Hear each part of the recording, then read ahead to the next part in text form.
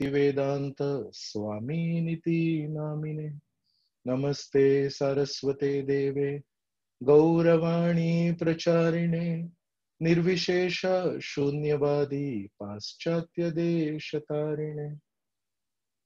जय श्री कृष्ण चैतन्य प्रभु नित्यानंद श्री अद्वैत गदाधर श्रीवासदि गौर भक्त वृंद।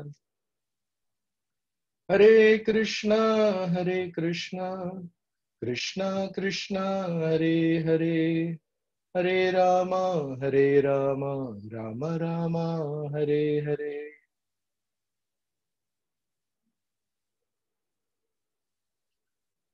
हरे कृष्ण। सर्व भक्तांचे आपल्या सत्संग कार्यक्रमामध्ये स्वागत आहे। आपण काही दिवसांपासून भक्ती मार्गासाठी अनुकूल 6 तत्वे यावर चर्चा करत आहोत। आज भाग 6 आहे। तर कोणाला गेल्या वेळेसच्या चर्चेतून जर काही 1-2 मुद्दे आवडले असतील आणि ते सांगायचे असेल तर सांगू शकता।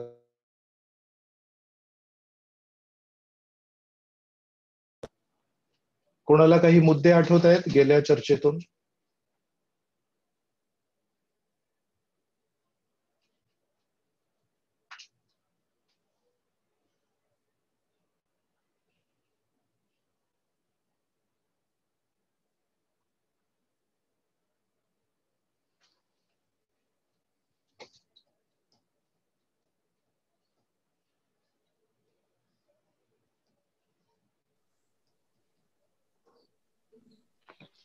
हरे कृष्ण। दंडवत प्रभूजी। हा, दंडवत प्रणाम माताजी। मागच्या वेळी आपण सात्विक, राजसिक आणि तामसिक असं हे बघितलेलं निश्चय। हा, 18व्या अध्याय श्लोक क्रमांक 33, 34 आणि 35। हो प्रभूजी। अजून कुठलं काही आठवत आहे?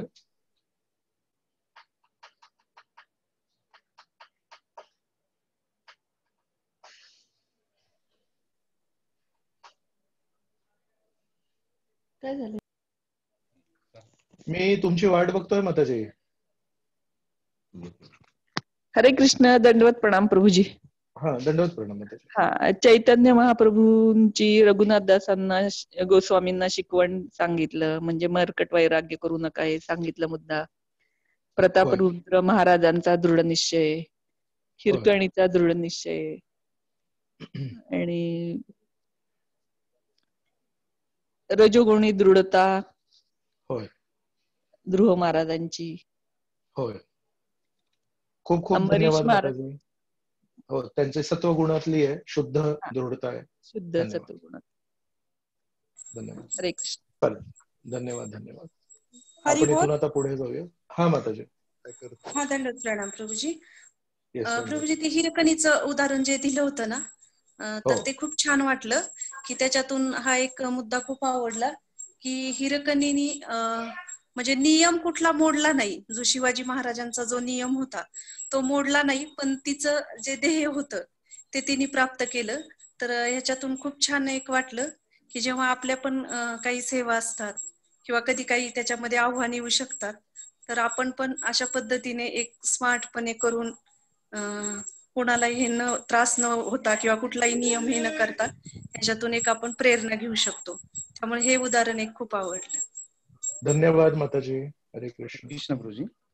हा प्रभू। प्रभूजी, तुम्ही ते भगवद्गीतेतले श्लोक घेतले ते 2.64 ते 72 त्या ध्रुव महाराजांच्या कृतीबद्दल, तर ते छान होतं ऍक्च्युली। आतापर्यंत असं मी कधी म्हणजे एकदम रिलेशन भागवतम आणि भगवद्गीतेच्या स्टोरी मधलं की 64 मध्ये काय सांगतायत आणि त्यानंतर मग त्याचे कसे पुढे जातात 65, 66 असं। होय, ते खूप छान वाटलं। आणि त्यानंतर मग तुम्ही जे दिले होते की दृढता वर्धनासाठी काय बिंदू महत्वाचे आहेत, तर ते जीवनात अडथळे आल्यावर काय करायला पाहिजे, तर परमेश्वराकडे दिशाबद्दल आपण मागणी केली पाहिजे। त्यात तुम्ही ते मला वाटतं प्रल्हाद महाराजांचं उदाहरण होतं ना ते, गृहव्रत आणि दृढव्रता। होय। आणि त्यानंतर तुम्ही अदांत गोभीर विशताम तमिश्रम पुनः हा, पुनश्चर्वित चर्वणाम। आणि दुसरं तुम्ही सांगितलं होतं की दीक्षा गुरुनी जे काही नियम मार्ग दिलेले आहेत त्याच्यावर आपण अवलंब केला पाहिजे. जसं की हा नियमित हरिनाम केला पाहिजे आणि शुद्धतेच्या नियमांचं पालन केलं पाहिजे असं. धन्यवाद प्रभूजी. हरे कृष्ण. मी आभारी आहे सर्व भक्तांचं जे लक्षपूर्वक ऐकतायत आणि याच्यावर मनन करून आपापल्या जीवनामध्ये बदल घडवण्यासाठी प्रयत्नशील आहेत. खूप खूप धन्यवाद सर्व भक्तांचे. आपण इथून पुढे जाऊया. तर आजपर्यंत आपण 2 तत्वे बघितली 6तून. उत्साह आणि दृढ निश्चय यावर आपण चर्चा केली आहे. आणि आज आपण 3ऱ्या तत्वावर चर्चा करणार आहोत. ते आहे धैर्य. धैर्य हे पण खूप महत्वाचं आहे भक्ती मार्गावर. मग धैर्य कोणासाठी लागेल? सो जेव्हा आपण आपले प्रयत्न सुरू करतो तेव्हा सुरुवातीला आपल्याला उत्साहाची गरज आहे. उत्साहाने जेव्हा आपण काही सेवा करायचा प्रयत्न करू त्यामध्ये भरपूर अडथळे येतील आणि त्या अडथळ्यांना मात करण्यासाठी दृढ निश्चयाची गरज आहे. आणि उत्साहाने आणि दृढ निश्चयाने आपण लांब काळापर्यंत जेव्हा सेवा करू तेव्हा मनामध्ये जर आपण पूर्णपणे शुद्ध नसू तर आपल्या मनामध्ये एक भावना येईल, मी केव्हापासून उत्साहाने सेवा करतोय, मी केव्हापासून दृढ निश्चयाने सेवा करतोय, मला काही फळ मिळणार आहे की नाही, मला कोणी काही या मोबदला काही देणार आहे की नाही. आणि म्हणून अशा प्रसंगी जेव्हा आपल्या साधक मनामध्ये असा प्रश्न निर्माण होईल की मला याचं काही फळ मिळणार आहे की नाही, तेव्हा आपल्याला धैर्य कामाचं आहे. म्हणून या 6 तत्वातले एकही तत्व असं नाहीये की हे एक तत्व अधिक महत्वाचं आहे आणि बाकी सगळे महत्व कमी महत्वाचे आहेत. नाही, उत्साह पण महत्वाचा आहे सुरुवातीला. सुरुवातच जर योग्य नाही झाली पुढे काय करणार? काही काळानंतर दृढ निश्चय महत्वाचा आहे. जेव्हा एका पाठोपाठ एक अडथळे आपल्या जीवनात येणार, स्पीड ब्रेकर आपल्या जीवनात येणार आणि अनेक उत्साहाने अनेक अधिक दृढ निश्चयाने जेव्हा आपण पुढे जाणार तेव्हा कधी ना कधी मनामध्ये हा स्वार्थी विचार येणार, मला कोणी काही प्रतिसाद देतंय का, परमेश्वर तर काही दिसत नाहीये, कोणीतरी काहीतरी बघतंय का की मी किती प्रामाणिक आहे, मी काय सेवा करतोय, हा विचार येणं स्वाभाविक आहे. आणि तेव्हा आपल्याला धैर्य हा गुण खूप कामी येईल. तर म्हणून धैर्य कोणासाठी? धैर्य एका गृहिणीसाठी पण महत्वाचं आहे. का बरं? कारण त्यांना आपल्या सर्व घरातल्या लोकांसाठी स्वयंपाक करायचा आहे आणि स्वयंपाक करणं ही काय सोपी गोष्ट नव्हे. भाज्या चिरायच्या, डाळ साफ करायची, तांदूळ साफ करायचे, सगळं वेचून सगळं नीट ठेवायचं आणि त्या सगळ्याला उत्साह लागतो. आज सकाळीच स्वयंपाक केला होता, आता परत संध्याकाळी स्वयंपाक करायचा, परत काहीतरी धान्य घ्यायचे, साफसफाई करायची, सगळं स्वयंपाक झाल्यानंतर सगळं आवरायला लागतं, पुन्हा एकदा सगळं एका अर्थाने सगळं नीट नेटकं करायला लागणार. दिवसातून 2दा किंवा 3दा जर कोणी स्वयंपाक करताय तर तुम्ही विचार करू शकता की किती उत्साह पाहिजे त्याच्यासाठी. उत्साहानंतर मध्येच गॅस संपला, मध्येच चूल पेटली नाही, मग परत मेहनत करायला लागते. दुसरा सिलेंडर लावायचा किंवा पाईप्ड गॅस असेल तर मग त्याच्यामध्ये बघायचं काहीतरी प्रॉब्लेम आहे का. मध्येच कोणीतरी काहीतरी महत्वाचा फोन करतो आणि स्वयंपाक चालू आहे, मग आता काय करायचं? तर कधी कधी फोन नाही उचलू शकत आणि महत्वाचा फोन असेल मग सहन करायला लागणार. त्या दिवशी चव खराब झाल्यावर लोकांचं बोलणं सहन करायला लागणार. म्हणून एका गृहिणीवर किती प्रेशर आहे विचार करा. आपण जनरली याच्याकडे लक्ष देत नाही, पण सगळं अरेंजमेंट करायचे, त्यामध्ये पण नेहमी एक व्हेरायटी ठेवायला लागते. तीच भाजी जर 2-3 दिवसातून रिपीट झाली तर नक्की बोलणं ऐकायला लागणार. म्हणजे भाजी पण रिपीट नाही करायला पाहिजे, त्यातल्या त्यात थोडी तब्येतीकडे पण बघायला पाहिजे. जास्ती तेल जर आलं तर त्या तेलावर पण लोक कमेंट मारणार की एवढं तेल का टाकलंय, कमी टाकलं तर म्हणणार चव नाहीये, मीठ जास्ती झालं तर त्या दिवशी बोंबा बोंब, आणि मीठ योग्य झाल्यावर कोणीच कधी बोलत नाही की खूप छान स्वयंपाक आहे. म्हणून उत्साह गरज आहे आणि दृढ निश्चयाची पण गरज आहे. ते सगळं केल्यानंतर आता सगळा स्वयंपाक झाला, 2-2.5 तास गेले, त्यानंतर भगवंतांना भोग लावला, भगवंतांना भोग लावल्यानंतर आपण वाढला तो प्रसाद, तेव्हा फक्त धैर्य लागतं की हे योग्य शिजलं आहे का माहित नाही. कारण मी बघितलंय अनेक आई आहेत ते आधी आपल्या घरातल्या मुलांना, आपल्या पतींना खाऊ घालतात, त्यानंतर स्वतः खातात. असं नाहीये की आज जो स्वयंपाक केलाय तो मी बघते आधी कसा आहे, चव वगैरे छान आहे का, म्हणून वाढल्यानंतर आधी बघत असतात. जे लोक प्रसाद स्वीकार करतात त्यांच्याकडे बघत असतात, आज काय म्हणतायत हे, यांना आवडलेलं दिसतोय, काही म्हणत नाहीयेत. आणि जर काही चुकलं असेल तर नक्की काहीतरी कमेंट मारणार. याचा अर्थ की साधा स्वयंपाक करण्यासाठी आधी उत्साहाची गरज आहे, सगळी तयारी करण्यासाठी. त्याच्यानंतर दृढ निश्चयाची गरज आहे, कारण अनेक अडथळे येऊ शकतात.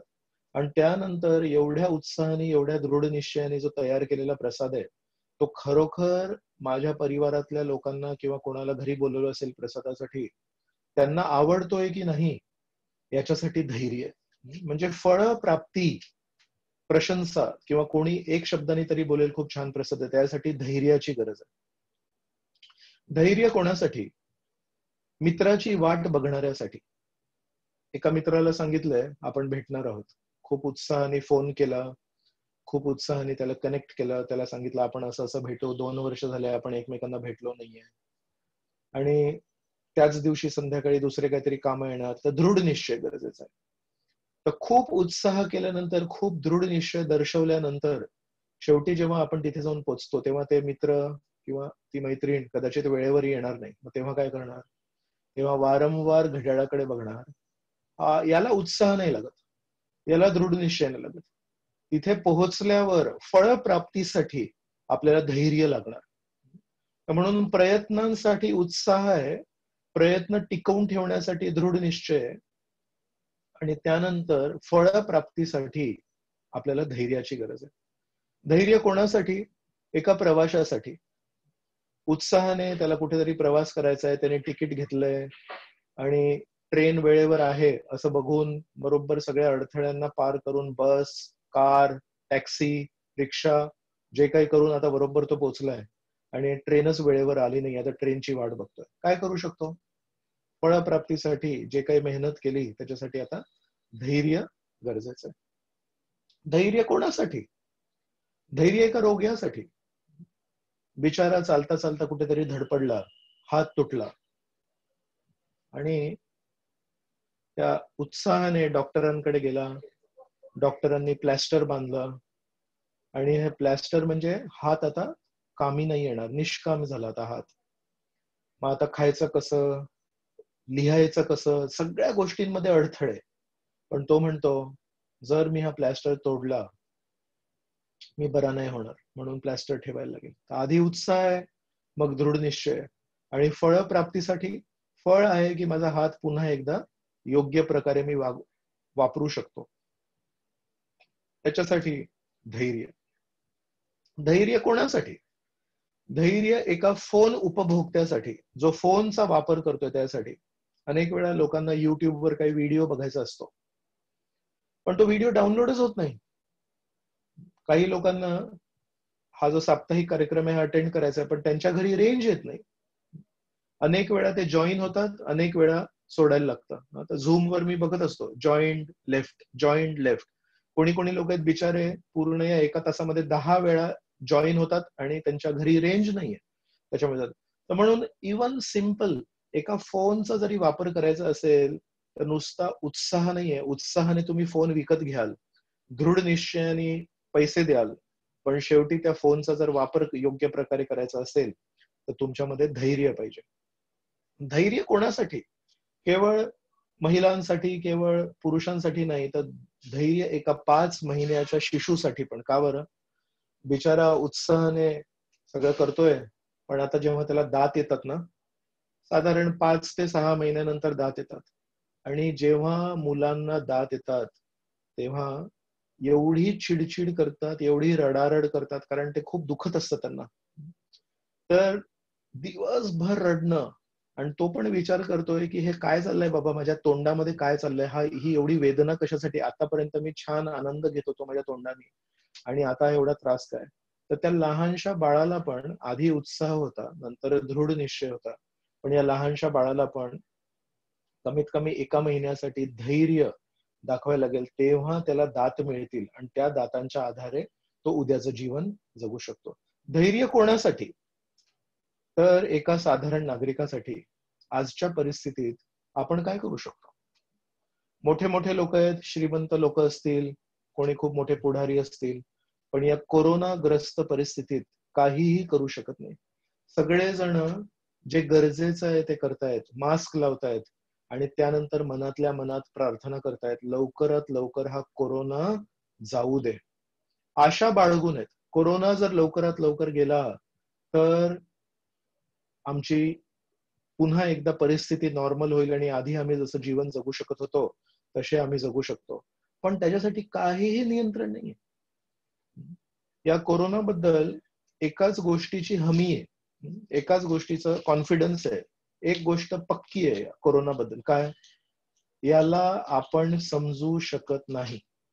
डॉक्टर्स म्हणतायत ही एक गोष्ट या कोरोनाच्या विषाणूबद्दल सुनिश्चित आहे, याला आपण समजू शकत नाही. सुरुवातीला जेव्हा निघाला होता तेव्हा लोक म्हणत होते की थंड प्रदेशामध्ये आहे, पण जसा हा गरमीच्या प्रदेशात येणार तर तिथे तो नष्ट होणार.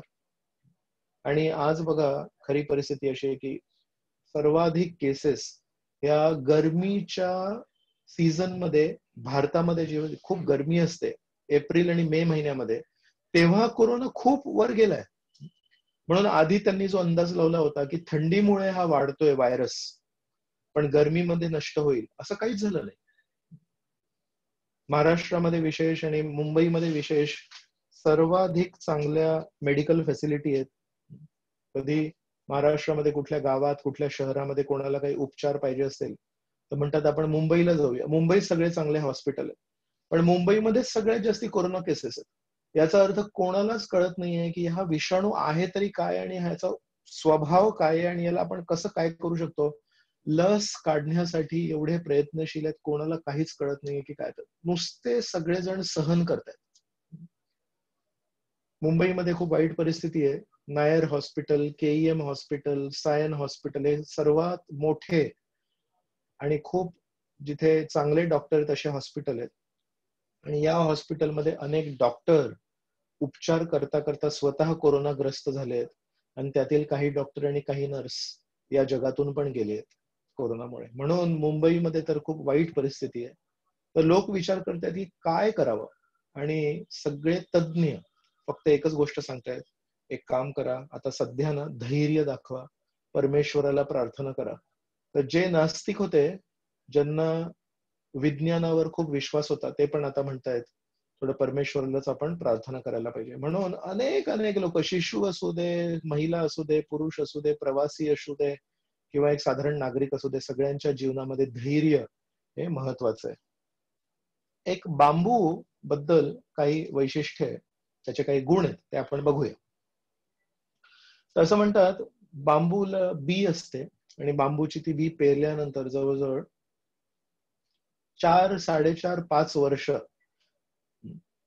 त्याला काहीही फरक पडत नाही. 4, 4.5, 5 वर्ष विचार करा, एका व्यक्तीने ज्याने बांबूच्या बिया लावल्यात, बीजारोपण केलंय, तो त्याला पाणी देतोय, खत देतोय आणि इतरांचं बोलणं ऐकतोय.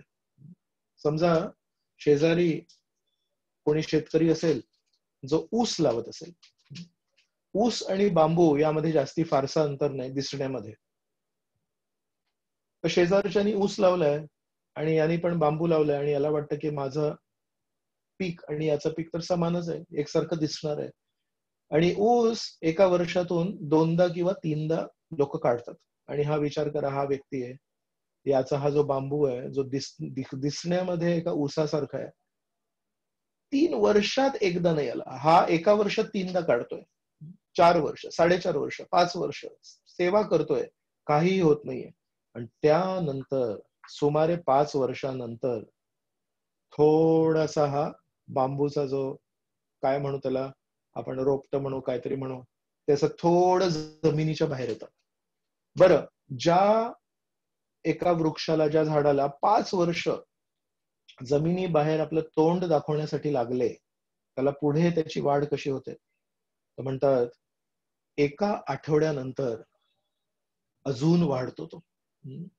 5 वर्ष थंड होता, 5 वर्षात काही झालं नाही त्याला, आणि नंतर एका आठवड्यानंतर एवढा वाढला. 3 आठवड्यानंतर तो आता कॅमेरामध्ये फिट होत नाहीये, कमीत कमी 5-6 फूट तरी तो वाढलाय 3 आठवड्यात. आणि 6 आठवड्यानंतर हा बांबू, हा चायनीज बांबू आहे जो इथे स्क्रीनवर आहे, हा 90 फुटापर्यंत जातो. 5 वर्षात त्याची काही वाढ नाहीये. आणि 6 आठवड्यामध्ये हा 90 फुटाला जातो. विचार करा की ही काय वाढ आहे याची, आणि या वाढीवर किती स्पीडनी हा वाढतो याच्यासाठी एक माझ्याकडे व्हिडिओ आहे. तो व्हिडिओ मी तुम्हाला दाखवतो. 1 मिनिट.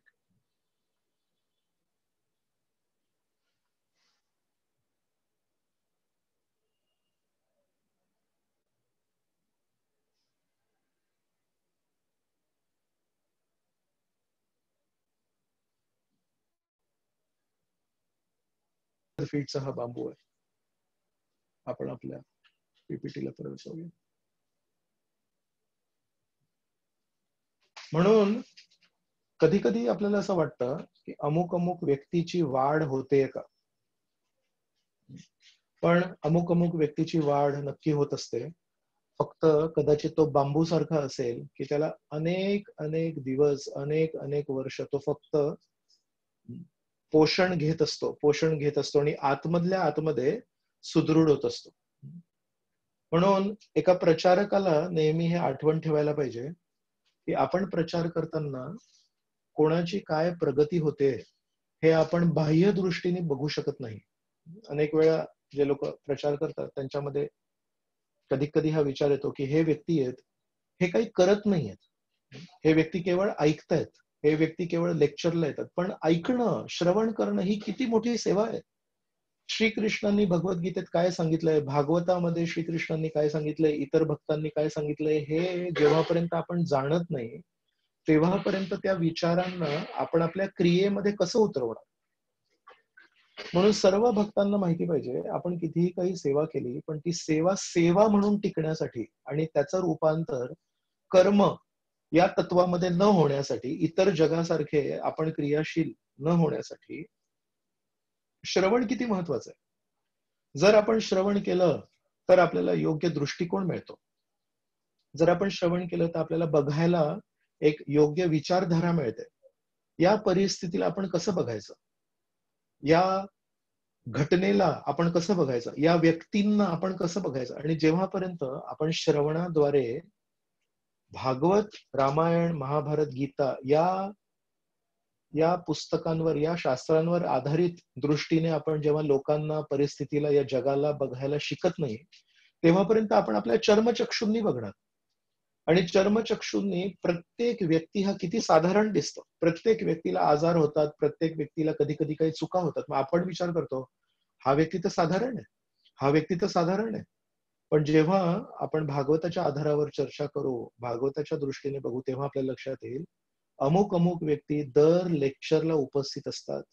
हा किती मोठा गुण आहे. प्रत्येक श्रवणाच्या उत्सवाला, एका संधीला प्राधान्य देणं ही किती महत्वाचा गुण आहे. जेव्हा एखादा व्यक्ती नीट ऐकेल, श्रवण करेल, तेव्हा त्याच्या डोळ्यांचा दृष्टिकोन बदलेल आणि तेव्हा कुठे या जीवनामध्ये उत्साहाने जी गोष्ट सुरू केली आहे पण त्याच्यामध्ये मायादेवी अडथळे निर्माण करणार, त्या अडथळ्यांना पार करण्यासाठी दृष्टिकोन पाहिजे. म्हणून जे लोक श्रवणाला महत्व देत नाहीत, जे लोक भागवताच्या श्रवणाला, भक्तांद्वारे श्रवणाला महत्व देत नाहीत, त्यांच्या जीवनामध्ये भरपूर चिडचिड होते. याचा अर्थ असा नाही की जे भक्त श्रवणाला प्राधान्य देत आहेत त्यांच्या जीवनामध्ये वाईट गोष्टी होत नाहीत. याचा अर्थ असा नाही की त्यांच्या जीवनामध्ये काही वाईट घडत नाही. पण त्या अनायास वाईट घडणाऱ्या गोष्टींना हाताळण्याचा, त्याला बघण्याचा आणि त्याला मात करण्याचा दृष्टिकोन हा आपल्या इतिहासाच्या पुस्तकांमध्ये नाहीये. इतिहासाच्या पुस्तकामध्ये या राजांनी, त्या राजांनी काय चूक केली, या राजाचा पराभव कसा झाला, या सर्व गोष्टींवर चर्चा. इतिहासाच्या पुस्तकांमध्ये झालेल्या चुकांना आपण मात कसं करू शकतो हे नाही शिकवलं. म्हणून केवळ इतिहास म्हणजे आपले पाठ्यक्रम, शाळेमधल्या पाठ्यक्रमातले इतिहास पुस्तक नाही, तर आपण महाभारत आणि रामायण, भागवतामध्ये कितीतरी आपल्या राजांचा, पूर्वी राजांचा, ध्रुव महाराजांचा इतिहास आहे, रामचंद्रांचा इतिहास आहे, श्रीकृष्णांचा इतिहास आहे, पांडवांचा इतिहास आहे, द्रौपदीचा इतिहास आहे, कुंती देवींचा इतिहास आहे, गांधारीचा इतिहास आहे, धृतराष्ट्राचा इतिहास आहे. हा पण इतिहास आहे. पण हा इतिहास शुकदेव गोस्वामींनी कसा सांगितलाय, हा इतिहास अशा प्रकारे मांडलाय की त्या इतिहासातून आपण काहीतरी धडे शिकू, या इतिहासातून आपण काहीतरी शिकवण शिकू आणि आपल्या आजच्या जीवनामध्ये, दैनंदिन जीवनामध्ये जे अडथळे येतील त्याला मात करू शकू. पाठ्यक्रमातला जो इतिहासाचं पुस्तक आहे, सर्व मुलांच्या दप्तरात जो इतिहासाचं पुस्तक असतं, त्यामध्ये धडे नाही दिलेत, त्यामध्ये केवळ वर्णन केलंय. विचार करा, जे लोक श्रवण नाही करतील त्यांच्या जीवनामध्ये प्रत्येक येणाऱ्या अडथळ्याला कसं मात करू, कसं याला हाताळू, याच्यासाठी किती मोठं कन्फ्युजन आहे, किती मोठा प्रश्नचिन्ह होतो त्यांच्यासमोर. आणि म्हणून चिडचिड होते आणि म्हणून कळत नाही की आता मी काय करू आणि काय नाही करू. पण जे लोक नेहमी श्रवण करतात ते ऐकतायत आणि ऐकून आपापले हळूहळू हळू दृष्टिकोन बदलतायत. आणि असं केल्यानंतर जेव्हा माणूस सुदृढ होतो, तर या बांबू सारखा 5 वर्षापर्यंत त्यांनी केवळ पोषण स्वीकारले, त्यांनी केवळ भागवतमचे लेक्चर ऐकलेत आणि आपले साप्ताहिक कार्यक्रम ऐकलेत. आणि त्यानंतर जेव्हा त्याचा दृष्टिकोन योग्य झाला, तेव्हा 6 आठवड्यामध्ये हा भक्त किती वरपर्यंत पोचला. त्यांनी किती स्वतःला इतर परिस्थितीला सोडून वर गेला. आपण म्हणतो ना, परिस्थितीचा प्रभाव नाही झाला याच्यावर. तर या बांबूच्या झाडांवर, स्क्रीनवर जे चित्र आहे, त्याच्या शेजारी जे आजूबाजूला जे झाड आहेत ते बघा किती उंचीचे, कदाचित 3 फूट, 4 फूट, 5 फूट या उंचीचे असतील. आणि हा बांबूचं झाड किती आहे, 90 फूट. पण 90 फूट उंच होण्यासाठी, इतर परिस्थितीवरून उंच उठण्यासाठी, म्हणतो ना आपण मराठीत, उंच उठण्यासाठी 5 वर्षापर्यंत त्यांनी केवळ पोषण स्वीकारलंय. आणि त्यांनी घाई नाही केली, मला काहीतरी मोठं करायचंय. मोठं काही नाही करायचंय, आधी स्वतःच्या हृदयामध्ये आपल्याला मोठं करायचंय. स्वतःच्या हृदयामध्ये सर्वात महत्वाचं काम आहे. तर ते या बांबूकडून आपण शिकू शकतो. म्हणून बांबू वाढीचा वेग आपण त्या व्हिडिओमध्ये बघितला, याच्यावर आपण शिकू शकतो. सशक्तपणा निर्माण होण्यासाठी भरपूर वेळ लागतो. आणि हा बांबू जेव्हा 5 वर्ष सगळं घेत होता, त्याच्यानंतर तो किती सशक्त होतो की बांबू कधी कधी 50-60 वर्षापर्यंत त्याला काही होत नाही. एका वाळलेल्या बांबूला जेव्हा कन्स्ट्रक्शन मध्ये वगैरे वापरतात, 50-60 वर्ष चालतो तो बांबू. ऊस एका वर्षात 3दा येतोय, फार गोड आहे, पण एकदा रस काढला त्याचा, झालं, संपला तो. पण बांबू बघा कसं सशक्त आहे. आणि शेजारीच मोहरी आहे, कमकुवत होण्यासाठी वेळ नाही लागत. मोहरी एका दिवसात, दुसऱ्या दिवशी सकाळी बाहेर येते, पण त्याच्यामध्ये शक्ती नाहीये काही, बांबूमध्ये शक्ती. म्हणून प्रत्येक प्रचारकाला, जे जे इतरांना मार्गदर्शन करतायत, जे जे भक्त इतरांची काळजी घेत आहेत, त्यांना हा तत्व नेहमी लक्षात ठेवायला लागेल की जर आपल्याला बांबू सारखे सशक्त, छान, परिस्थितीला सोडून उंच उठणारे जर भक्त पाहिजे असतील, तर त्यांना 5 वर्षांसाठी पोषण द्यायला लागतं. 5 वर्ष केवळ ते पोषण स्वीकारणार आणि असं दिसतं, असं कमीत कमी आपल्या चर्मचक्षूंना दिसेल की यांच्यामध्ये काही वाढ होते की नाही होते. पण आपल्याला माहिती पाहिजे की आतमध्ये पोषण चालू आहे, म्हणजे वाढ नक्की होते. योग्य वेळी बरोबर ते बांबू सारखे सशक्त होणार. आपण या पुढे हृदयातील परमात्म्यांचे धैर्य कसे आहे हे बघूया. तर भगवद्गीतेनुसार श्रीकृष्ण सांगतात की सर्वांच्या हृदयामध्ये कमळाचं फूल आहे, आणि त्या कमळाच्या फुलामध्ये चतुर्भुज नारायण परमात्म्याच्या रूपात आहे. आणि हे एक परमात्मा एका ब्रह्मांडामध्ये सर्व जीवात्म्यांच्या हृदयात आहेत. एका संन्यासाच्या हृदयात आहेत, एका सिंहाच्या हृदयात आहेत, एका पक्ष्याच्या हृदयात आहेत, साधारण व्यक्तींच्या हृदयात आहेत, एका हत्तीच्या हृदयात आहेत. सर्व व्यापी आहेत हे परमात्मा. तर हे परमात्मा काय काय बघत असतील, कारण सर्वांच्या हृदयात आहेत. आपण जेव्हा आपल्या जीवनामध्ये काही योग्य वागतो, ते पण परमात्मा बघतायत. आपण जे काही अयोग्य वागतो, ते पण परमात्मा बघतायत. अनेक वेळा समजा आपल्या घरी फोटो असतील परमेश्वरांचे, किंवा परमेश्वरांची मूर्ती असेल, तर कधी कधी दर्शन बंद असतं. आणि म्हणून आपण म्हणू शकतो की झोपलेत, आता दुपारी झोपलेत, रात्री झोपलेत. तर एका अर्थाने पडदा जर बंद असेल तर त्यांना दिसत नाही की पडद्या आड काय चालू आहे, असं आपल्याला वाटतं. पण श्रीकृष्णांच्या डोळ्यांना आपले भौतिक पडदे आड येऊ शकत नाही, श्रीकृष्णांच्या डोळ्यांना आध्यात्मिक पडदेही आड येऊ शकत नाही. म्हणून आपल्या हृदयामध्ये जे परमात्मा आहेत त्यांनी सर्व शब्द ऐकलेत. आपण जे जे बोललोय हे सर्व शब्द ऐकलेत आणि आपण जे जे काही केलंय ते सर्व दृश्य बघितलेत. म्हणून आपल्या जीवनाची पूर्ण कहाणी ही आपल्या हृदयामध्ये असलेल्या परमात्म्याला माहिती आहे. विचार करा, या परमात्म्याने सगळं काही बघितलंय आणि आपल्याकडून अनेक वेळा अयोग्य बोलणं झालंय, अयोग्य बघणं झालंय, अयोग्य आपण कृती झालीय. या सर्व गोष्टीला परमात्मा केवळ धैर्याने स्वीकार करतायत. आजवर परमात्म्यांनी कधी आपला त्याग नाही केला की हे व्यक्ती काय बोलतायत, हे व्यक्ती काय विचार करतायत, हे व्यक्ती असं कसं वागू शकतात. पण परमात्मा म्हणतायत नाही, आज नाही तर उद्या कधी ना कधी या व्यक्तीमध्ये योग्य समजूत येईल, एक योग्य दृष्टिकोन येईल आणि त्या अनुसार उद्या या व्यक्तीमध्ये परिवर्तन घडेल.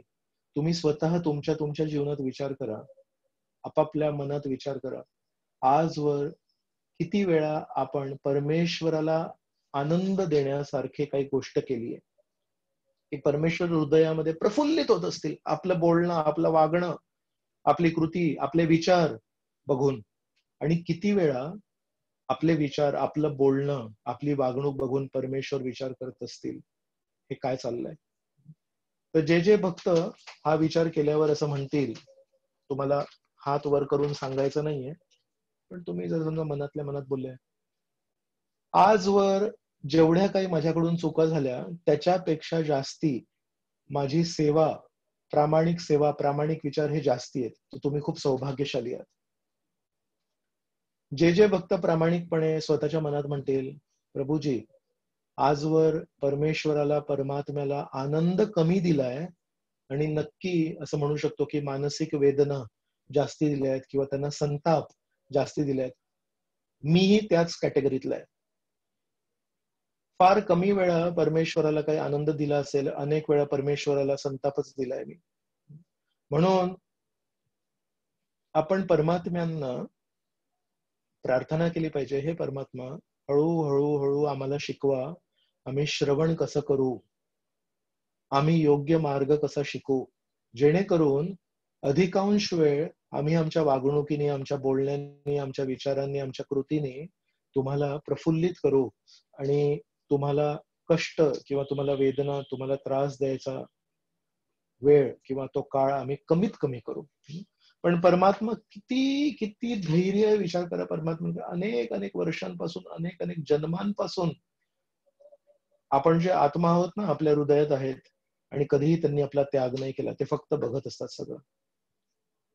तर आपल्या शास्त्रांमध्ये एक उपमा दिली आहे की एका झाडाच्या फांदीवर दोन पक्षी आहेत. एक पक्षी आहे तो निरनिराळ्या वेगवेगळ्या फळांना खाण्यामध्ये, त्याचा आस्वादन करण्यामध्ये आनंद घेतोय, आणि दुसरा पक्षी आहे तो त्याच सारखा आहे पण तो केवळ बघतोय, दृश्य बघतोय, तो त्या फळांमुळे प्रभावित होत नाही. आता बघू आपण स्क्रीनवर एक जो पक्षी आहे तो वेगवेगळे फळं खातोय. कधी काही फळ गोड लागतात आणि कधी काही फळ आंबट लागतात. आपण सर्व आपल्या घरी आंबे खात असू, सर्वच आंबे गोड नसतात. तसंच हा जो पक्षी आहे, हा पण जेव्हा फळ खातोय, किती आतुर आहे बघा तो फळ खाण्यासाठी, उडत उडत फळ खातोय, पण कधी तो फळ आंबट लागतो, कधी फळ गोड लागतो. मग चला दुसरं फळ खाऊया, हे फळ खाऊया, ते फळ खाऊया. या गोड आणि आंबट फळांची तुलना आपल्या शास्त्रांमध्ये केली आहे पुण्य आणि पापाशी. तर शास्त्र म्हणतात की जेव्हा आपण काही पुण्य करू तर आपल्याला गोड फळ खाण्यासारखा अनुभव होतो, त्याचं चांगलं काहीतरी आपल्याला छान प्रतिसाद मिळतो कर्मांच्या नियमानुसार. आणि जेव्हा आपण काहीतरी पाप कृत्य करू, कडू, आंबट, तिखट, काहीतरी विचित्र चव असलेलं फळ आपल्याला खाण्यासारखं लागतं. तर आपण या जगामध्ये 15व्या अध्यायात गीतेत पहिल्या श्लोकामध्ये श्रीकृष्ण म्हणतात, ऊर्ध्व मूलम अधः शाखम अश्वत्थम प्राहुरव्ययम छंदांसी यस्य पर्णानि यस्तम वेद स वेदवी. श्रीकृष्ण म्हणतात, हे जे भौतिक जगत आहे हे एका झाडासारखं आहे आणि या झाडावर अनेक फांद्या आहेत. आणि यावर जी फळं आहेत ना ती कधी पापाची फळं आहेत, कधी पुण्याची फळं आहेत, कधी सुख देणारी फळं आहेत, कधी दुःख देणारी फळं आहेत. आणि प्रत्येक जीवात्मा या पक्षासारखा वेगवेगळे फळ खायची प्रयत्न करत असतो. पण कधी आंबट लागतं, कधी गोड लागतं, पण त्याची आशा काही कमी होत नाही. त्याला वाटतं यावेळेस चूक झाली, यावेळेस मी नीट निरीक्षण नाही केलं, आता मी नीट निरीक्षण करतो आणि पुढचं फळ बघा कसं गोड लागेल. असं करत कभी खुशी कभी गम करता करता आपण आयुष्य घालवतोय. आणि या सर्व दृश्याला परमात्माचा जो पक्षी आहे तो तिथे शेजारी बसलाय आणि तो सगळं बघत असतो. अरे बिचाऱ्या मित्रा, तू किती हे वेळा गोड फळ, आंबट फळ, गोड फळ, कडू फळ हे खाण्याचा प्रयत्न करणार आहेस. माझ्यासोबत माझ्या घरी चल, तिथे आंबट फळं नाहीयेत, तिथे कडू फळं नाहीयेत. म्हणून दुसरा पक्षी आहे तो पहिल्या पक्षाची केवळ वाट बघतोय आणि पहिल्या पक्षी केवळ वेगवेगळ्या फळांचं आस्वादन करण्यामध्ये मग्न आहे. तर मुंडक उपनिषदामध्ये ही उपमा दिली आहे. 3ऱ्या स्कंदात पहिल्या अध्यायात पहिल्या श्लोकामध्ये म्हणतात, द्वा सुपर्ण सयुज्य सखाया. सुपर्ण, सुपर्ण म्हणजे पक्षी. तर म्हणतात द्वा सुपर्ण, 2 सुपर्ण आहेत, 2 पक्षी आहेत. सयुज्य साखाया, सयुज्य सखाया म्हणजे 2 खूप छान मित्र आहेत. पण या मित्रांची गोष्ट काय माहितीये, एका मित्राने ती मैत्री विसरली आहे. एक मित्र केवळ वेगवेगळे फळं खाण्यामध्ये खूप उत्सुक आहे आणि दुसरा जो मित्र आहे तो केवळ वाट बघतोय. हा व्यक्ती, हा माझा मित्र हे वेगवेगळे फळ खाऊन कधी कंटाळेल आणि म्हणेल, अरे निश्चित नाहीये रे, कधी गोड कधी आंबट लागतं, तुझ्याकडे काही दुसरा पर्याय आहे का? ज्या दिवशी हा मित्र पक्षी, हा आत्मा परमात्म्याला विचारेल, तुझ्याकडे दुर्लक्ष करून मी अनेक अनेक फळ खायचा प्रयत्न केला, आज मला लक्षात आलं खरा मित्र तू आहेस, तू माझा साथ सोडला नाहीस, तू माझ्यासोबत नेहमी असतोस.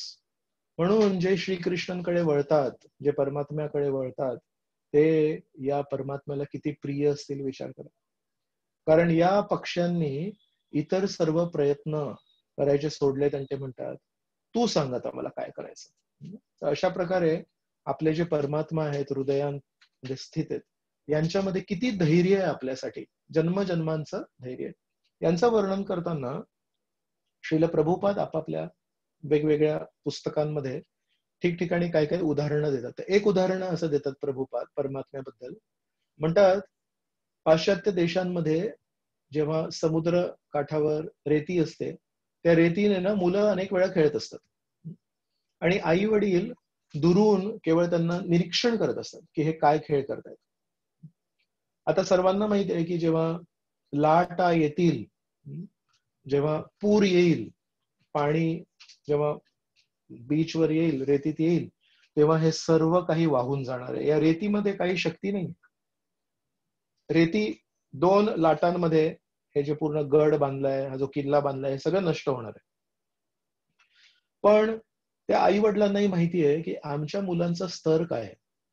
आमचे मुलं जे आहेत ते आता लहान आहे, तर लहानपणी हे खेळतात आणि त्यांना ते तात्पुरता, शाश्वत, अशाश्वत हे सगळं काही कळत नाही.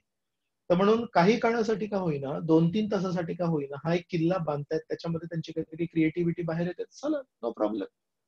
पण एक महत्वाची गोष्ट आहे की आजवर मी बघितलंय, मुलं जेव्हा किल्ला बांधतात, फार कमी वेळा आई वडील त्या किल्ल्यामध्ये सहभागी होतात. का माहितीये, तेवढा वेळ नसतो आणि कुठेतरी आतमध्ये ही समज रुजलेली आहे, हा दृष्टिकोन रुजलेला आहे की शेवटी हा किल्ला, हे घर, हे गड जे आहे ना, हे अशाश्वत आहे. दिवाळीच्या दिवशी जो किल्ला बांधतो तो 2 दिवसामध्ये नंतर समाप्त होतो. तर आई वडिलांना माहिती आहे त्याच्यापेक्षा आपण शाश्वत घर बांधूया, त्याच्यापेक्षा आपण शाश्वत आपल्या मुलांसाठी 10, 15, 20 वर्षांसाठी काहीतरी सोय निर्माण करूया. त्या 2 तासाच्या किल्ल्यामध्ये, 2 दिवसाच्या गडामध्ये काय फायदा आहे. म्हणून आई वडील यामध्ये कधी भाग घेत नाही. पण मी नेहमी बघितलंय लहान लहान मुलं खूप उत्साहाने, खूप आनंदाने या रेतीच्या किल्ल्यामध्ये किंवा मातीच्या किल्ल्यामध्ये खूप लक्ष घालतात.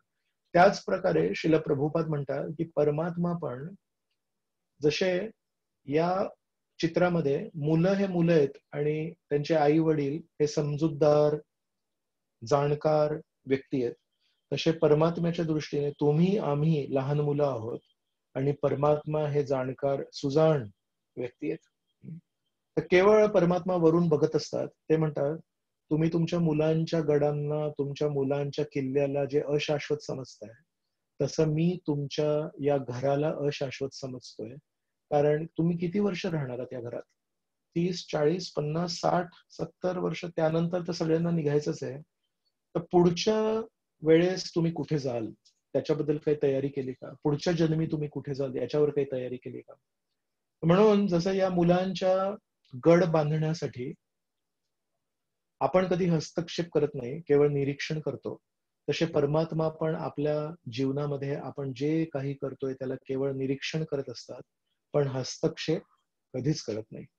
दुसरं उदाहरण प्रभुपाद देतात की कधी कधी असं होतं, सकाळी कोणी व्यक्ती असतील ते आपल्या कुत्र्याला मॉर्निंग वॉक चालण्यासाठी घेऊन जातात, आणि मॉर्निंग वॉक करता करता कुत्रा बाजूला कुठेतरी जाऊन आपल्या नैसर्गिक क्रिया करतो. आणि त्या नैसर्गिक क्रिया करताना त्याचे जे मालक आहेत हे काही त्याला सोडत नाहीत, आणि त्या नैसर्गिक क्रिया करताना त्याची काही सेवा करत नाहीत, ते केवळ निरीक्षण करत असतात. याला जे करायचंय ते करू दे, मी याला थांबवू शकत नाही आणि मी याला प्रोत्साहन देऊ शकत नाही, मी केवळ इथे उभा राहून धैर्याने या परिस्थितीला बघू शकतो.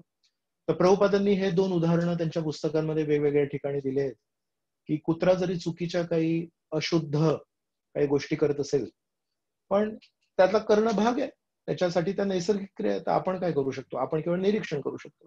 तसंच परमात्मा पण, जसा हा कुत्रा खूप आपल्या स्वामींची सेवा करण्यासाठी आतुर आहे, तसं कधी कधी वैष्णव लोक आहेत ते पण एका कुत्र्यासारखे असतात आणि परमेश्वराची सेवा करण्यासाठी नेहमी उत्सुक असतात. पण कुत्र्याच्या पण काही नैसर्गिक गरजा आहेत. तशाच प्रकारे काही काही वैष्णवांच्या पण काही नैसर्गिक गरजा आहेत ज्या कधी कधी परमात्म्याला नाही आवडत, आणि परमात्मा म्हणतात की हा वैष्णव असं कसं काय वागू शकतो. पण जसं हे मालक शांतपणे बघतात, धैर्य दर्शवतात आणि त्या सर्व कृतींना सहन करतात, तसे तसे अनेक वेळा परमात्मा पण वैष्णवांच्या काही कृतींना सहन करतात आणि म्हणतात मला जरी हे काही पटत नाहीये पण याच्यासाठी हे नैसर्गिक दिसतंय. म्हणजे परमात्म्यांचं किती धैर्य आहे हे आपण समजू शकतो. याच्या पुढे आपण श्रीकृष्णांचे पण धैर्य आहे याच्यावर पण चर्चा करूया. श्रीकृष्णांचे धैर्य आपल्याला कुठे दिसू शकते? अनेक वेळा दिसू शकते, पण एक प्रसंग आपण आज चर्चेसाठी घेतलाय. तर भगवद्गीतेमध्ये पहिल्या अध्यायात श्लोक क्रमांक 15 मध्ये सांगितलंय, पांचजन्यम ऋषिकेशो देवदत्तम धनंजय. पांचजन्यम ऋषिकेशो, श्रीकृष्णांनी आपला पांचजन्य नावाचा शंख वाजवला आणि अर्जुनाने देवदत्तम धनंजय अर्जुनाने देवदत्त नावाचा त्यांचा शंख वाजवला. तर शंख वाजवताना श्रीकृष्ण आणि अर्जुन हे दोघं सोबत शंख वाजवत आहेत, पण या 2 व्यक्तींमध्ये किती फरक आहे. एक परमात्मा आहेत आणि एक आत्मा आहे, एक विभू आहेत आणि एक अणू आहेत. पण शंख वाजवताना श्रीकृष्ण एका जीवात्म्याला पण त्यांच्या ध्वनीमध्ये स्वतःची ध्वनी मिश्रित करण्यासाठी संधी देतात. विचार करा, श्रीकृष्ण काय त्यांचा मूड आहे, काय त्यांची भावना आहे. मी अनेक वेळा बघितलंय, जे मोठे मोठे लोक असतात, स्टेजवर जर त्यांना बोलवलंय आणि त्यांच्यासोबत समजा 4 इतर व्यक्तींना बोलवलंय, सगळ्यात पहिले बोलण्याचा मान कोणाला आहे? जे सर्वात महत्वाचे व्यक्ती आहेत त्यांना. आणि त्यांच्या आधी जर स्टेजवर एखाद्या साधारण व्यक्तीला बोलायला दिलं तर त्यांना राग येणार, कदाचित ते निघून जातील किंवा आपल्या भाषण करणार नाही, म्हणतील की नाही मला भाषण नाही करायचंय, मला काही सांगायचं नाहीये. या जगातल्या काही दिवसांसाठी, काही वर्षांसाठी एक पोस्ट, एक पदवी मिळालेल्या व्यक्तीला एवढा अहंकार असतो की मी जेव्हा बोलतोय तेव्हा कोणी नाही बोलायला पाहिजे, माझ्या ध्वनीमध्ये कोणाचा इतरांचा ध्वनी मिश्रित नाही व्हायला पाहिजे. आणि विचार करा श्रीकृष्ण कसे आहेत. श्रीकृष्ण जेव्हा शंख वाजवतायत तेव्हा अर्जुनाने शंख वाजवला आणि या दोघांचा शंखौ दध्मौ प्रतापवान. दध्मौ, शंखौ संस्कृतामध्ये 3 वचन आहेत, एक वचन, द्विवचन आणि अनेक वचन. तर शंखौ म्हणजे द्विवचन आहे. तर या श्लोकामध्ये व्यास ऋषी सांगतात एकाच वेळी 2 शंख वाजले. श्रीकृष्णांच्या शंखासोबत अर्जुनाने पण शंख वाजवला. श्रीकृष्णांना काहीही त्याच्यामध्ये चुकीचं नाही वाटत. म्हणून आपण पण किती सहिष्णुता दाखवायला पाहिजे जर आपण श्रीकृष्णांच्या मार्गावर अनुगमन करण्याचा प्रयत्न करतोय. पण त्यानंतर काय झालं? शंख तर वाजवला श्रीकृष्णांसोबत, आणि यानंतर अर्जुन पूर्णपणे भ्रमित झाला. जेव्हा सैन्याला समोर बघितलं तेव्हा पूर्णपणे भ्रमित झालं, आणि नंतर विचार करतायत अर्जुन, मला हे युद्ध नाही करायचंय, कारण नंबर 1. मला हे युद्ध नाही करायचंय, कारण नंबर 2, कारण नंबर 3, कारण नंबर 4, कारण नंबर 5. त्या भ्रमात, त्या मायेने प्रभावित परिस्थितीत किती कारण दिले अर्जुनाने. मी युद्ध कसं नाही करणार. साधारणतः मी बघितलंय, तुम्ही नंतर सांगू शकता की हे चुकतंय की बरोबर आहे. कधी कधी प्रवास करताना एखाद्या वेड्या व्यक्तीला बघतो मी, ज्याला अजिबात भान नाहीये या जगात काय चाललंय, आणि वेडा व्यक्तीनं सर्वात जास्ती बोलतो. जे जाणकार व्यक्ती असतात ते बरोबर योग्य वेळी मोजून मापून योग्य शब्द बोलतात. केवळ जो व्यक्ती अधिक बोलतो, केवळ जो व्यक्ती खूप लांब बोलतो तोच हुशार आहे असं काही गरजेचं नाहीये.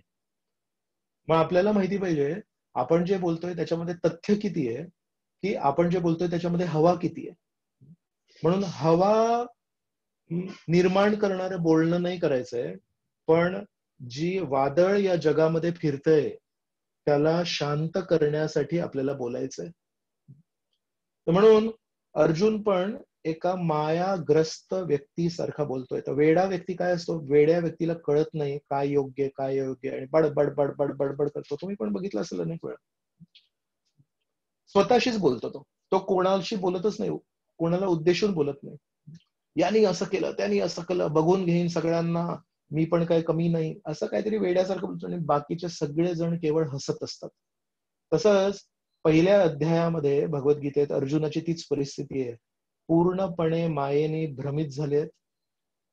त्यांना शारीरिक स्तरावर प्रेम निर्माण झालंय, एक वीकनेस निर्माण झालाय, एक कमजोरी त्यांच्या हृदयामध्ये निर्माण झाली आहे, आणि त्या भ्रमित परिस्थितीमध्ये एका वेड्या व्यक्तीसारखे नुसते कारण देत आहेत. मी का युद्ध नाही करणार, मी का युद्ध नाही करणार, मी का युद्ध नाही करणार. अरे श्रीकृष्णांनी किती वर्षांपासून ही योजना आखली आहे.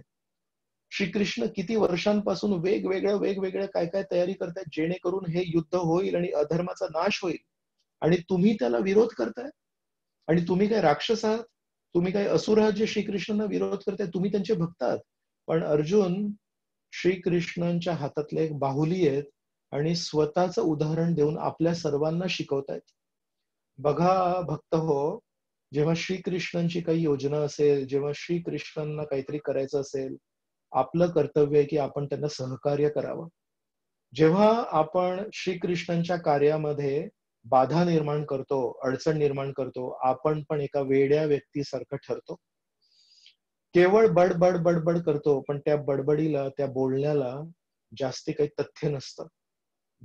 म्हणून बडबड करून जेव्हा त्यांना लक्षात आलं मी काहीतरी चुकीचं बोलतोय, खरं सांगू, मला एवढे सगळे उदाहरणं दिले आणि एवढे सगळे कारण दिले, पण त्याच्यातून माझ्या प्रश्न काही सुटले नाही.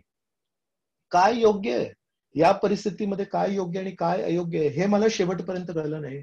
म्हणून जेव्हा अर्जुन शांत झाले तेव्हा श्रीकृष्ण बोलले.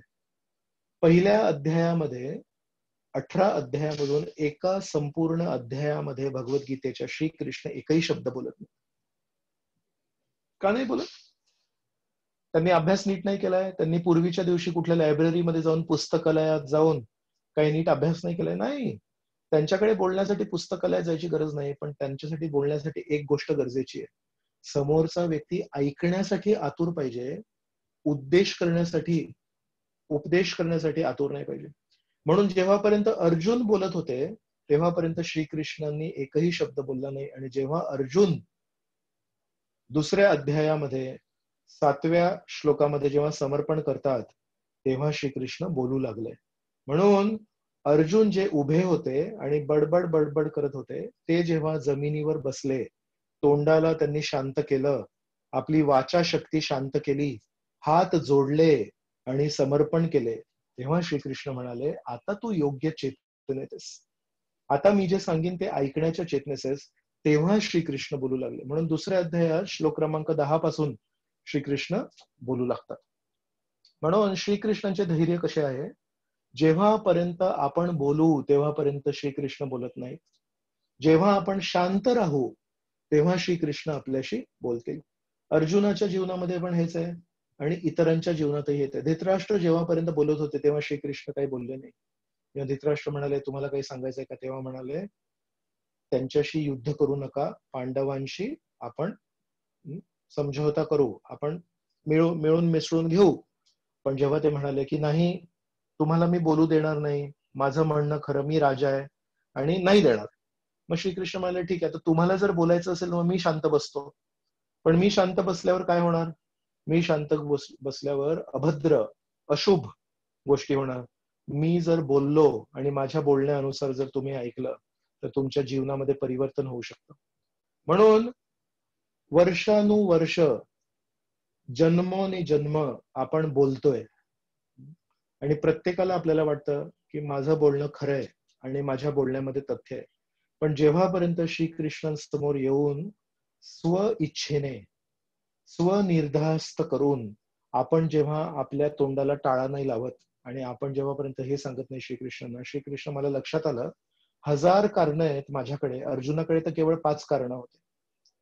अर्जुनाकडे 5 कारणं होते, पण मी अर्जुनापेक्षा जास्ती हुशार आहे. माझ्याकडे 1000 कारणं आहेत की तुम्ही जे म्हणताय ते चुकीचं म्हणताय आणि तुम्हाला नीट अजून लक्षात नाही आलंय की काय परिस्थिती आहे. पण जेव्हा आपण श्रीकृष्णांसमोर शांत बसू आणि श्रीकृष्ण काय म्हणतात हे ऐकून घेऊ, तेव्हा कुठे आपली प्रगती होईल. म्हणून आपण जेव्हा शांत राहू तेव्हा श्रीकृष्ण आपल्याशी बोलतील. तर यामध्ये, या चित्रामध्ये आपण बघू शकतो की श्रीकृष्ण आपल्या प्रती किती धैर्य ठेवून आहेत. कधीतरी हा व्यक्ती शांत बसेल आणि कधीतरी म्हणेल तुम्ही मला सांगा, आणि त्या दिवसाची वाट बघतायत श्रीकृष्ण. म्हणून श्रीकृष्ण कधीही आपल्या भक्तांना त्रास देत नाहीत. जे काही त्रास आपल्या जीवनात आहेत ते आपणच ओढून घेतलेत. श्रीकृष्णाने जर आपल्या जीवनात काही दिलं असेल तर ते दिले असतील सोल्युशन, ते दिले असतील उपाय, ते दिले असतील पर्याय. पण समस्या श्रीकृष्ण आपल्या जीवनामध्ये कधीही देणार नाही. पण आपल्या जीवनात जर समस्या वाढत असतील तर आपल्याला हे विचारायला लागेल, आपण श्रीकृष्णांना आपल्या जीवनामध्ये बोलण्यासाठी संधी देतोय की आपणच बोलत चाललोय, जेणेकरून श्रीकृष्णांना बोलण्यासाठी संधी नाही मिळत. तर म्हणून श्रीकृष्ण अत्यंत धैर्यवान व्यक्ती आहेत. आपल्या हृदयात आहेत, आपल्या समोर आहेत, भागवतामध्ये पण आपल्या मध्यस्थी भागवताच्या रूपात आहेत. कधी आपण जर भागवत उचललं आणि त्या भागवताचा अभ्यास केला तर भागवताद्वारे श्रीकृष्ण आपल्याशी बोलतील. जर गीता आपण वाचन केली तर गीतेद्वारे श्रीकृष्ण आपल्याशी बोलतील. पण गीता वाचन करताना आपण नाही बोलायला पाहिजे. गीतेमध्ये जे श्रीकृष्णांनी सांगितलंय त्याच्यावर आधारित आपण अभ्यास केला पाहिजे. त्याच्यावर आपण प्रश्न विचारू शकतो की श्रीकृष्णांनी असं असं असं सांगितलंय, याला कसं समजून घ्यायचं, हे बोलणं आपण करू शकतो. पण अर्जुनाचे पहिल्या अध्यायामधलं जे बोलणं आहे ते प्रश्न विचारण्याचं बोलणं नाहीये, ते निश्चय सांगण्याचं बोलणं आहे. ते सांगतायत श्रीकृष्णांना कसे मी युद्ध करणं गरजेचं नाहीये आणि कसं तुम्ही जे सांगताय युद्ध करण्यासाठी ते मला योग्य नाही वाटत आहे. म्हणून निश्चय आपण श्रीकृष्णांना नाही सांगायला पाहिजे, आपण प्रश्न श्रीकृष्णांना नक्की सांगू शकतो. तर ही पुढची स्लाइड आपल्यासाठी खूप महत्वाची आहे. डावीकडे हात आहे जो देणारा हात आहे आणि उजवीकडे हात आहे तो घेणारा हात आहे. तर या दोघां हातांमध्ये काय अंतर आहे आपण बघूया. श्रीकृष्ण कृपा देण्यासाठी धैर्य प्रदर्शित करत नाहीत. ही जी वाट बघण्याची, धैर्य दर्शवण्याची त्यांची सवय आहे ती कृपा देण्यासाठी नाही. श्रीकृष्ण पहिल्या क्षणापासून अर्जुनाच्या रथावर उपस्थित आहेत. का बरं? ते म्हणतात कधीही कुठल्याही क्षणी अर्जुनाला जर प्रश्न पडले, कुठल्याही क्षणी अर्जुनाला जर मार्गदर्शन वाटलं तर मी उपस्थित पाहिजे. म्हणून श्रीकृष्णांचं धैर्य कुठल्या बाबतीत ते बघा, आपल्याला हे माहिती पाहिजे. श्रीकृष्ण कृपा देण्यासाठी धैर्य प्रदर्शित नाही करत, पहिल्या क्षणापासून धैर्य देण्यासाठी तयार आहेत. पण श्रीकृष्ण त्यांची कृपा स्वीकारण्यासाठी भक्तामध्ये योग्य चेतना निर्मितीसाठी धैर्य प्रदर्शित करतात. तर देणारा व्यक्ती देण्यासाठी उत्सुक आहे. पण घेणाऱ्या व्यक्तीची योग्य चेतना आहे का, घेणाऱ्या व्यक्तीचा योग्य दृष्टिकोन आहे का, ती जर चेतना निर्मिती योग्य झाली नसेल, त्याच्यासाठी धैर्य आहे श्रीकृष्णांकडे. आणि किती धैर्य आहे? असीमित धैर्य. वर्षानुवर्ष वाट बघतात, अरे कधीतरी याची माझा सल्ला स्वीकारण्याची, याची योग्य चेतना निर्मिती होईल आणि त्यावेळेस मी त्याला योग्य उपदेश देईन आणि त्यामुळे त्याच्यामध्ये काहीतरी परिवर्तन घडेल. ही स्लाइड आजच्या लेक्चरची सर्वात महत्वाची स्लाइड आहे. ही स्लाइड जर आपल्याला लक्षात आली तर आपल्याला कळेल कुठे धैर्य दाखवावं आणि कुठे धैर्य नाही दाखवावं. जर आपण वैष्णव असू, इतरांना मदत करण्यासाठी आपल्यामध्ये धैर्य नको, इतरांची सेवा करण्यासाठी आपल्यामध्ये धैर्य नको, निषेध. पण धैर्य देता देता, सल्ला देता देता, मदत देता देता, आपल्याला जे काही द्यायचंय ते देता देता, समोरच्या व्यक्तीची जर योग्य चेतना नसेल, जर समोरचा व्यक्ती आपली अवहेलना करत असेल, समोरचा व्यक्ती आपला अपमान करत असेल, त्याच्या योग्य चेतना निर्मितीसाठी आपण धैर्य दाखवू शकतो. याचा अर्थ देणारा व्यक्ती हा घेणाऱ्या व्यक्तीपेक्षा जास्ती आतुर पाहिजे. हे आपण श्रीकृष्णांकडून समजू शकतो. म्हणून प्रत्येक वैष्णवाने श्रीकृष्णांना प्रार्थना केली पाहिजे, हे श्रीकृष्ण, तुझा जो हा गुण आहे, देण्यासाठी तू आतुर आहेस, पण तू मोफत सहजासहजी देणारी कृपा स्वीकारण्यासाठी लोक आतुर नाही आहेत, पण तू देणं कमी नाही केलंस. मंदिरामध्ये लोक दर्शन घ्यायला येत नाहीत, पण तू दर्शन द्यायला तयार असतोस. इतर लोक सकाळी मंगल आरतीमध्ये येण्यासाठी तयार नाही आहेत, पण तू मंगल आरतीसाठी दर्शन देण्यासाठी उपलब्ध असतोस. इतर लोक भागवत वाचत नाही आहेत, पण तू भागवताद्वारे स्वतःला देण्यासाठी आतुर असतोस. इतर लोक दर्शनामध्ये जेव्हा 2 तास उभे राहतात तेव्हा खूप व्याकुळ होतात, अरे हे किती मोठी रांग, 10 तास ही रांग चालतच नाहीये पुढे काही. पण या सर्व 10 तास काकू आवाज करणाऱ्या भक्तांसाठी तू सकाळी 2:30-3 वाजेपासून उभा आहेस आणि रात्री किती वाजता झोपतोस, उशिरा झोपतोस. तू मात्र कधी बसत नाहीस. तू मात्र कधी आपल्या पुजाऱ्यांना सांगत नाहीस, मला खुर्ची द्या, मला आराम करायचा आहे. आणि किती हे भक्त, आणि एक एक एक एक एक येतच जात आहेत आणि आल्यावर माझ्या चरणांना त्यांचं डोकंही टेकवतायत विठ्ठला. हे सर्व लाखो भक्त येत आहेत. प्रत्येक लाखो भक्तातल्या काही भक्तांची तरी नेहमी कंप्लेंट असते की एवढी मोठी रांग का. पण त्या सर्व भक्तांना प्रेमाने दर्शन देण्यासाठी श्रीकृष्ण कधी म्हणत नाही की एवढी मोठी रांग का आणि एवढे भक्त काय येतात, बंद करा दर्शन, मला आराम करायचा आहे. म्हणून कृपा देण्यासाठी श्रीकृष्ण तू नेहमी आतुर आहेस, पण कृपा स्वीकारण्यासाठी आम्ही आतुर नाही आहोत. हा जर गुण तू मला दिला असता, मीही एक चांगला वैष्णव होऊ शकतो. तर 9 वाजलेत, त्यामुळे या ठिकाणी आजच्या या चर्चेला मी विराम देतोय आणि भाग 2 धैर्यावर आपण पुढच्या येत्या मंगळवारी चर्चा करणार आहोत. त्याला पण आपण सर्व येऊ शकता. या क्षणी मी सर्व भक्तांना प्रश्न विचारण्यास, जर कोणाला काही प्रश्न असतील तर तुम्ही अनम्यूट करू शकता आणि प्रश्न विचारू शकता.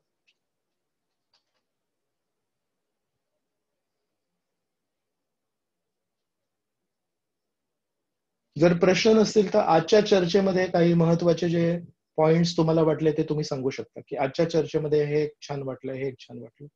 कोणाला जर काही मुद्दे आवडले असतील तर तुम्ही बोलू शकता. हरी बोल. येस माताजी. बांबूचं आवडलं, हाऊ स्ट्रॉंग, कसं छान होतं. Thank you so much. धन्यवाद माताजी, धन्यवाद. हरे कृष्ण. अजून कोणाला काही प्रश्न किंवा अजून काही कमेंट आहे? हरे कृष्णा प्रभू, दंडवत प्रणाम. हरी बोल. हा उग्रसेन प्रभू विचारतायत, त्यानंतर मग विचारू शकता तुम्ही. येस उग्रसेन प्रभू. हरे कृष्णा प्रभू. काल जगन्नाथांची यात्रा चालू झाली कालपासून. होय. आणि मंदिर बंद राहतं, मग आपल्या वारामध्ये बऱ्याच जणांच्या घरी जगन्नाथ येत, त्यांची सेवा कशी करायची आपण, काय करायचं? साधारणतः आपण काय करू शकतो, की मुख्य मंदिरातले जे काही उत्सव आहेत ते नक्कीच साजरा करू शकतो. पण जर परिस्थितीमुळे, जसं आपल्या मंदिरात पण जगन्नाथ बलदेव सुभद्रा आहे आणि आपल्यामध्ये पण भरपूर इच्छा आहे की आपण पण सगळे उत्सव साजरा करूया, पण आता जी काही आपल्यावर बंधनं आहेत त्या बंधनांना बघून कदाचित आपण या वर्षी तरी कमीत कमी प्रार्थना करू शकतो की भगवंता, मूळ रूप तुमचं जगन्नाथपुरीत आहे आणि म्हणून जगन्नाथपुरीचे जे मूळ रूप आहे त्यांच्या सेवेमध्ये ते काही कमी करू शकत नाही, कारण ते मुख्य विग्रह आहेत.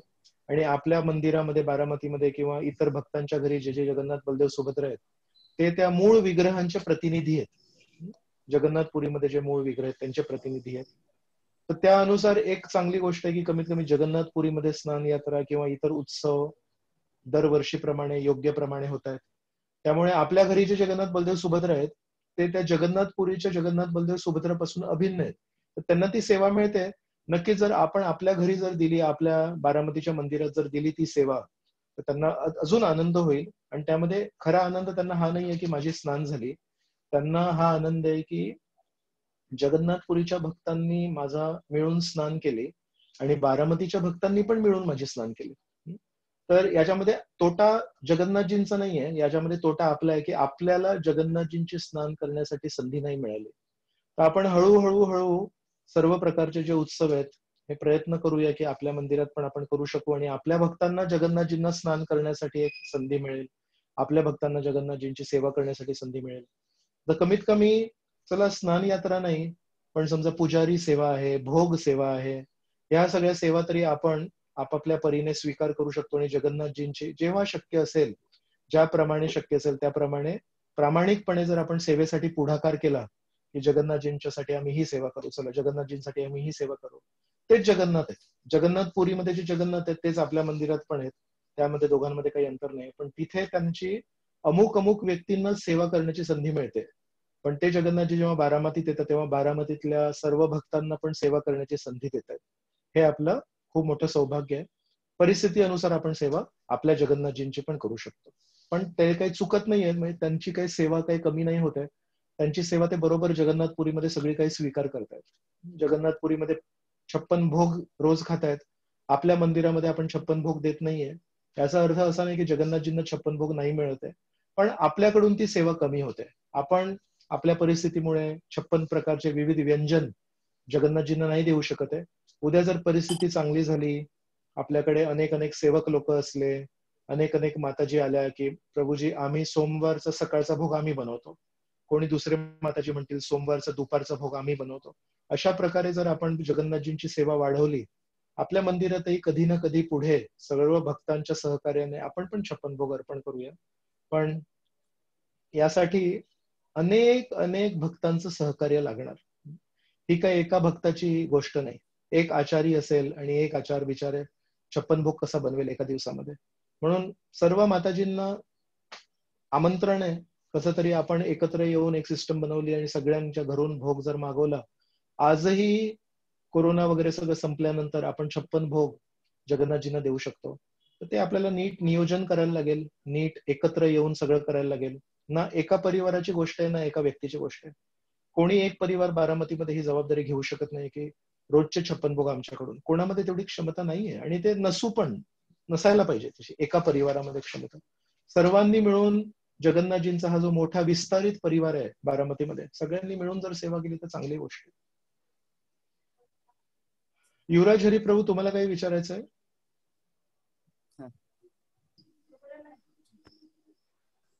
हरे कृष्ण प्रभू, मी त्यांच्यावरच प्रश्न विचारला, आम्ही सगळे होय. ऐकतोय. नक्की. दुसरं एक प्रभू, जगन्नाथ जे आजारी असतात मग आपण मंदिर दिवसभर थोडं बंद ठेवायचं का घरचं? नाही प्रभूजी, ते ना मुख्य मंदिर आहे, मुख्य मंदिरामध्ये आहेत ना तसे आजारी ते. तर मुख्य मंदिरामध्ये दर्शन नाहीये. आपल्या घरी कसं आहे, आपल्या घरी आपण स्नान जर केली असेल खरोखर, पाण्याने स्नान केली आहे समजा, तर मग ते आजारी होतील. जर आपल्या घरी आपण स्नान नाही केली आहे मग ते आजारी नाही आहेत. भावनेची गोष्ट आहे प्रभूजी.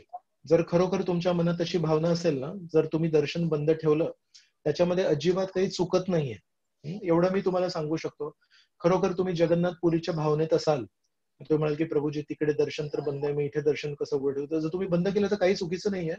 पण समजा तुमच्या घरी कोणी पाहुणे आले, कोणी भक्त लोक आले आणि म्हणाले की प्रभूजी, आम्ही असं ऐकलंय की तुमच्या घरी जगन्नाथ बलदेव सुभद्रा आहेत आणि आम्ही कधी महाराष्ट्राच्या बाहेर आजवर गेलो नाहीये, आम्ही जगन्नाथपुरीला कधी गेलो नाहीये, तर आम्हाला हे जगन्नाथ बलदेव सुभद्रा कसे दिसतात हे बघायचं होतं. तर त्यांना दर्शन दिलं समजा आपण, तर जगन्नाथजी जास्ती खुश होतील. कारण जगन्नाथजी म्हणतात की जगन्नाथपुरीमध्ये मी आहे तर तिथे अनेक लोक येतात, पण महाराष्ट्रामध्ये कोणी लोक जास्ती येत नाही जगन्नाथपुरीला. म्हणून महाराष्ट्राच्या लोकांना जर जगन्नाथजींचं दर्शन महाराष्ट्रात मिळालं तर जगन्नाथजींना खूप आनंद होतो. अरे हे भक्त पण माझ्याजवळ आले, हे भक्त पण माझ्याजवळ आले, हे भक्त पण माझ्या सेवेत आले. तर एक थोडा दृष्टिकोन आहे प्रभूजी. त्याच्यामध्ये बंद ठेवलं तरी काही चुकीचं नाही आणि उघडं ठेवलं तरी काही चुकीचं नाही, कारण आपण ते एवढे सर्व नियम पालन नाही करत, म्हणून त्या दृष्टीने.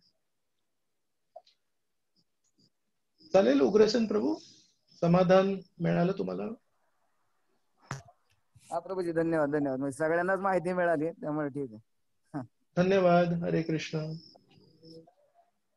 अजून कोणाला काही प्रश्न विचारायचा आहे? अरे बोल. हा, हरे कृष्ण प्रभू. हा, नमस्ते प्रभूजी. हरे कृष्ण. माझी शंका नमस्ते. होती, आता जे आपण म्हणलं की 56 भोग जगन्नाथ द्यायचे असतात, तर काही ठिकाणी असं वाचलं किंवा ऐकलं मी की अगदी पाणी आपण भोग म्हणून दिलं तरी ते अर्पण केलं तरी चालतं. म्हणजे 56 भोगच का, ही शंका म्हणजे कधी कधी मनात येते. ही माहित नाही मला, थोडंसं सांगितलं तर बरं होईल. नाही, त्याच्यात काही चुकीचं नाहीये विचारण्यामध्ये. खरं तर ना, परमेश्वरांना जगन्नाथपुरीमध्ये जो स्वयंपाकघर आहे, जगन्नाथपुरीमध्ये जे जगन्नाथ बलदेव सुभद्रा आहे, त्या मंदिराच्या शेजारी त्यांचं एक स्वयंपाकघर आहे. त्या स्वयंपाकघरामध्ये एक तुम्हाला मी फार महत्वाची गोष्ट सांगतो की तिथे वर्षानुवर्षांपासून चालणाऱ्या चुली आहेत. तर त्या चुली ज्या आहेत ना, त्या आता नाही पेटवल्या आहेत, त्या किती वर्षांआधी पेटवल्यात. आणि त्या चुलींवर 7 मडकी ठेवतात. एक मडकं, मोठं मडकं खाली आहे, त्याच्यावर एक मोठं मडकं आहे, त्याच्यावर एक मोठं, त्याच्यावर एक, असं असे 7 मडकी ठेवतात एकावर एक. आणि त्याच्यामध्ये प्रत्येक मडक्यामध्ये समजा एक एक पदार्थ बनवतायत, तर त्यामध्ये काही जे काही सामग्री लागते, समजा भाजी बनवतायत तर भाजी, मसाले, तेल हे सगळं टाकतात. आपण जेव्हा घरी भाजी बनवतो ना, तेव्हा आधी तेल घेतो, तेलाला गरम करतो, मग त्यामध्ये काहीतरी मिरची, मोहरी, जिरं, आलं याची फोडणी देतो. त्यानंतर मग जी कच्ची भाजी असते ती टाकतो, त्याला थोडं तेलामध्ये शिजवतो, मग थोडं पाणी टाकून त्या वाफेमध्ये शिजवतो. बरोबर.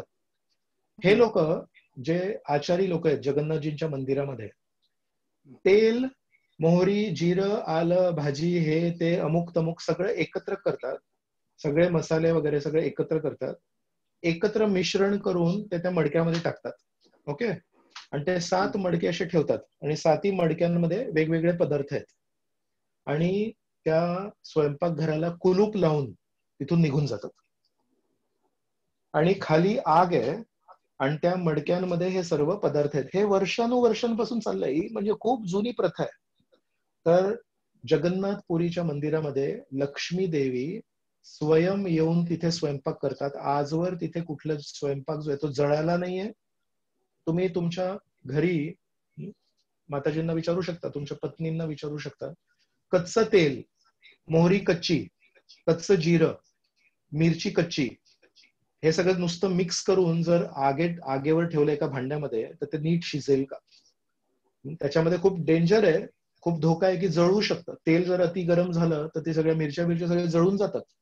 त्याचं एक पद्धत असते. तेलामध्ये पहिले मोहरी टाकायला लागते, कारण मोहरीला फुटायला वेळ लागतो. त्याच्यानंतर जिरं टाकायला लागतं, मग त्याच्यानंतर मिरची टाकून पटकन त्या मिरचीला काढायला लागतं, नाही तर मिरची जळते, मिरची नाजूक असते. पण जगन्नाथपुरीच्या या स्वयंपाकाच्या कृतीमध्ये असं काहीही प्रक्रिया नाही वापरत, सगळं एकत्र करून टाकतात आणि तरी त्या प्रसादाला चव येते. म्हणजे खरं गोष्ट काय माहितीये, जगन्नाथजींसाठी स्वयंपाक लक्ष्मी देवी स्वयं करतात. तर तसा स्वयंपाक आपण कुठे करणार प्रभूजी? पण आपण लक्ष्मी देवींच्या सेवेमध्ये एक सेवक किंवा सेविका बनू शकतो. म्हणून आपण जेव्हा आपल्या मंदिरामध्ये 56 भोगाची जेव्हा गोष्ट करतोय, त्याच्यामध्ये कुठेही अशी भावना नाही आहे की आपण जगन्नाथपुरीच्या मंदिराशी स्पर्धा करतोय किंवा आपण जगन्नाथपुरीमध्ये 56 भोग होत आहे म्हणून आपण 56 भोग करतोय, अशी अजिबात भावना नाहीये.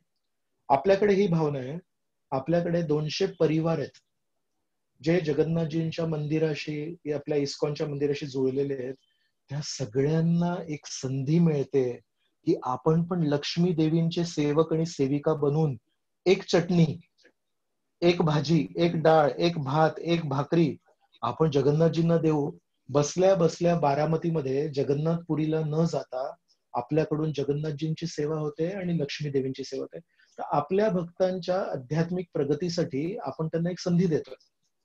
पण यामध्ये कुठेही अशी भावना नाहीये की कधीतरी आपण पण जगन्नाथजींच्या मंदिरात जाऊन जगन्नाथजींना सांगूया तुम्हाला इथे 56 भोग मिळतोय ना, तसं बारामतीमध्ये पण आम्ही आमच्या जगन्नाथजींना 56 भोग देतोय. त्याच्या क्वालिटीमध्ये, त्याच्या गुणवत्तेमध्ये अजिबात आपण तुलना नाही करू शकत. लक्ष्मी देवी स्वयं बनवतात आणि आपण कुठे लक्ष्मी देवींसारखं बनवणार. एक गोष्ट आहे फक्त की इथे जेव्हा आपण जगन्नाथजींची सेवा करू तेव्हा आपली आध्यात्मिक प्रगती होईल, आपल्याला त्या जगन्नाथजींबद्दल आपुलकी वाढेल आणि जगन्नाथजींची सेवा करता करता जेव्हा आपला त्यांच्या प्रती प्रेम वाढेल, मरणाच्या वेळेस कदाचित आपण जगन्नाथजींचं स्मरण करू आणि वैकुंठाला तुकाराम महाराजांच्या मार्गानुसार जगन्नाथजींना किंवा श्रीकृष्णांना भेटण्यासाठी आपण वैकुंठात प्रवेश करू शकू. तर ही सर्व प्रभूची तयारी चालली आहे की आपण कसं जगन्नाथजींना खुश करू, कसं आपण श्रीकृष्णांना खुश करू. पण तिथे 56 भोग म्हणून करायची गरज नाहीये. आपण अधिकाधिक संधी देतोय. जर आपण म्हटलं की दिवसातून 10 पदार्थ बनतील तर किती लोकांना सेवा मिळेल? 10 परिवारांना सेवा मिळेल. जर आपण ठरवलं बारामतीच्या मंदिरामध्ये आपण 20 पदार्थ करूया, 2 प्रकारच्या डाळी, 2 प्रकारची भाजी, 2 प्रकारची भाकरी करूया, 20 पदार्थ करायचे म्हटलं तर 20 परिवारांना सेवा मिळेल. एक जेवण, आठवड्यातून एक जेवण जर मंदिराच्या भगवंतांना जगन्नाथ बलदेव सुभद्रांना द्यायचंय, काही मोठे पैसे खर्च होतील का? विचार करा तुम्ही. त्याच्यामध्ये काही मोठा भार येईल का? आर्थिक नाही येणार. पण 56 वेगवेगळ्या परिवारांना एक संधी मिळेल की चला आमच्या घरून पण जगन्नाथजींसाठी काहीतरी सेवा येते. तर हा जगन्नाथजींचा मोठेपण आहे प्रभूजी की एकीकडे त्यांना लक्ष्मी देवी स्वयंपाक करून देत आहेत आणि एकीकडे आपल्या सर्वांच्या जगन्नाथ दास आणि लक्ष्मी दासी अनेक अनेक माताजी आहेत, त्या राधाराणींच्या सेविका आहेत आणि अनेक अनेक भक्त आहेत, ते श्रीकृष्णांचे सेवक आहेत. असंख्य सेवकांना आणि असंख्य सेविकांना पण जगन्नाथजी एक संधी देत आहेत.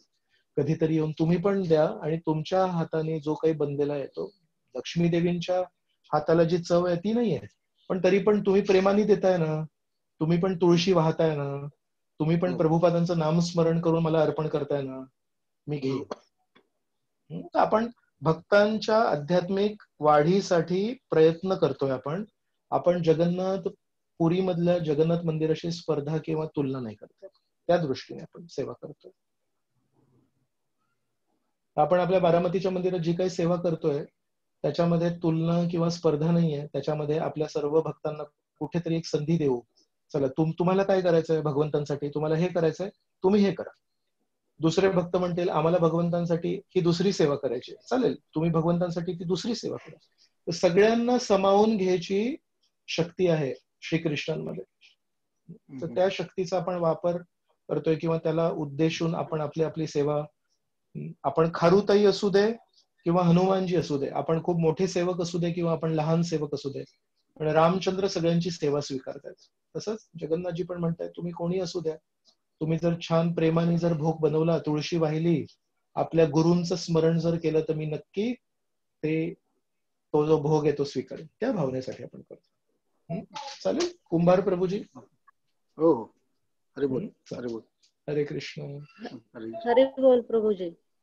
हा, हरे कृष्ण. हा, तुम्ही आठवड्यातून 2दा तुमचं प्रवचन ऐकायला मिळतंय. एवढ्या कठीण काळात तुम्ही आम्हाला म्हणजे चांगलं सगळं संधी देता ऐकण्याची, त्यामुळे तुमचे धन्यवाद मनापासून. धन्यवाद माताजी.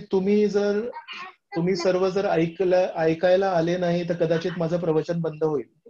पण तुम्ही सर्व भक्त बरोबर दर मंगळवारी दर शनिवारी आतुरतेने 8 वाजता सगळेजण लॉग इन करता आणि बघता की 8 वाजता चालू होईल, त्यासाठी मी येतो. जर तुम्ही लोकांनी लॉग इन नाही केलं आणि मी जर बघितलं की 8 वाजता कोणी दिसत नाहीये तर कदाचित मी प्रवचन देणार नाही.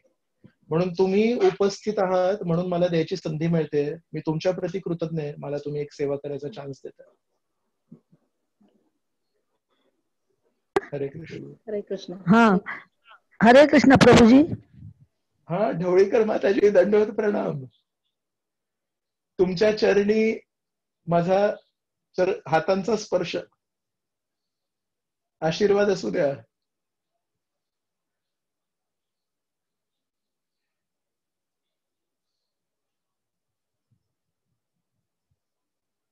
बहुतेक रेंज गेली त्यांची. इतर कोणाला काही प्रश्न आहे?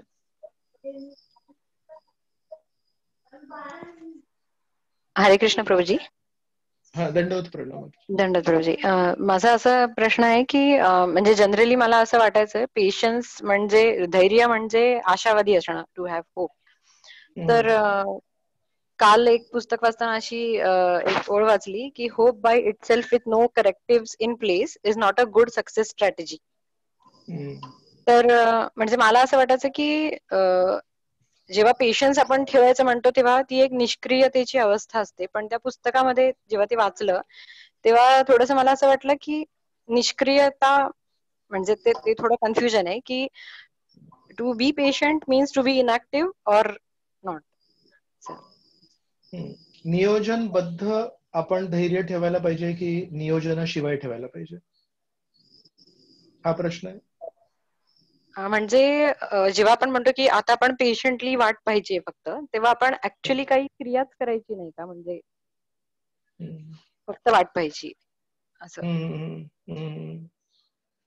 सो आजच्या या चर्चेमध्ये जे काही मी विचार मांडले त्याच्या आधारावर काहीतरी बोलतो, मग तुम्हाला जर ते पटलं तर तुम्ही सांगू शकता की उत्साह हा आपल्या प्रयत्नांसाठी होता आणि उत्साही प्रयत्न करता करता जे काही अडथळे येतील, ज्या काही अडचणी येतील त्याला मात करण्यासाठी दृढता होती. आपल्याकडून उत्साह प्रदर्शित करणं खूप गरजेचं आहे, आपल्याकडून दृढ निश्चय प्रदर्शित करणं खूप गरजेचं आहे. पण त्यानंतर परमेश्वर आपल्याला आज कृपा देतील, उद्या कृपा देतील. फळप्राप्तीसाठी जेव्हा आपण धैर्य ठेवतोय तर जी गोष्ट आपल्या हातात नाहीये त्यासाठी आपण धैर्य ठेवतोय ना. जर आपल्याकडून धैर्य पाहिजे, एका अर्थाने ते जे धैर्य आहे ना, आपल्या प्रयत्नांमधलं जे धैर्य आहे हा दृढ निश्चयाचा एक भाग झाला. मग मी दृढ निश्चयी आहे, मी काही झालं तरी माझी सेवा सोडणार नाहीये, त्याच्यामध्ये ते जे धैर्य आहे ते दृढ निश्चयाचा भाग झाला तो. पण आज जी आपण चर्चा केली, जसं एका गृहिणीची चर्चा केली, स्वयंपाक करताना उत्साह आहे आणि स्वयंपाक करता करता जे काही अडचणी येतात त्यासाठी दृढता आहे, पण तो स्वयंपाक झाल्यानंतर योग्य झालाय, चविष्ट झालाय, बेचव झालाय याच्यावर त्या गृहिणीचं नियंत्रण नाहीये. ते काय नियंत्रण होतं ते दृढ निश्चयावर होतं किंवा त्यांच्या उत्साहावर होतं. पण आता तो जो प्रसाद आहे तो खूप चविष्ट झालाय की बेचव झालाय याच्यावर आता त्यांना केवळ जे तो प्रसाद घेणार आहेत, स्वीकार करणार आहेत, त्यांच्या जिभेनुसार त्यांना ती चव योग्य लागली की अयोग्य लागली त्याच्या प्रतिक्रियेवर अवलंबून आहेत ते. आता तर आपलं काम होतं उत्साहाने सगळी सामग्री गोळा करणं, आपलं काम होतं की अडचणींना मात करून स्वयंपाक करणं आणि त्याच्यानंतर परमेश्वराला भोग लावणं. पण त्यानंतर आता जे लोक प्रसाद स्वीकार करतायत त्यांना ते आवडतंय की नाही याच्यावर आपलं नियंत्रण नाही. त्याच्यामुळे फळप्राप्तीसाठी किंवा आपण जी काही सेवा करतोय त्याचा जो नंतर जो रिझल्ट येईल त्याच्यासाठी आपलं फारसं काही कॉन्ट्रीब्युशन नाहीये, आपलं त्याच्यामध्ये आपली काही त्याच्यामध्ये देखरेख नाहीये. तर तेव्हा ते जे आपल्याकडे येईल त्याच्यावर आपलं नियंत्रण नाहीये, आपलं किंवा नियोजन नाहीये. तर म्हणून ते असं सांगत असते की आपण निष्क्रिय का राहू नये, तर आपल्या प्रयत्नांमध्ये निष्क्रिय राहू नये, पण त्या प्रयत्न आपण सक्रिय राहून खूप उत्साहाने खूप दृढ निश्चयाने जेव्हा प्रयत्न करू तर त्याची जी प्रतिक्रिया आपल्याला मिळेल, एकतर भक्तांकडून मिळेल किंवा परमेश्वराकडून मिळेल, दोघांकडूनही आपण नियम लावू शकत नाही की मी केलेल्या सेवेचं फळ, मला मी सेवा केलेलीची प्रतिक्रिया आजच द्या. कदाचित तुम्ही आज काही सेवा करताय, खूप प्रामाणिकपणे करताय, पण त्याची प्रतिक्रिया भगवंत तो जो आनंद हृदयामध्ये जो देतात, निर्मळता जी देतात, तो कदाचित 2 वर्षांनी तुम्हाला तुमच्या हृदयामध्ये देतील किंवा 4 वर्षांनी देतील. त्याच्यावर आपलं नियंत्रण नाहीये. सो हा माझा दृष्टिकोन आहे की आपण उत्साह दाखवला, आपण दृढ निश्चय दाखवला, पण परमेश्वर त्याचा प्रतिसाद कधी देतील याच्यावर आपलं अजिबात नियंत्रण नाही. तर त्यासाठी आपण धैर्य दाखवावं.